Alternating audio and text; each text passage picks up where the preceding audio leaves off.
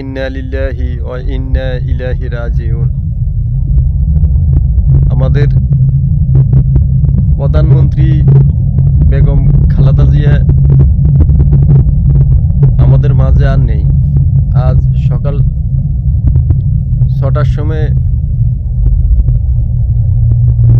উনি আমাদেরকে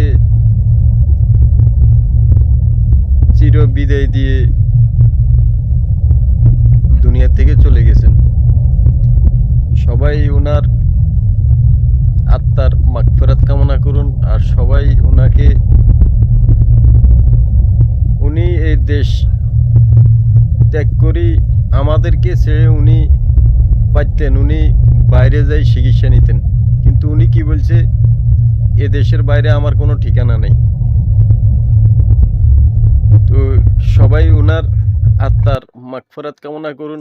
সবাই কাছে দোয়া চাইতেছি।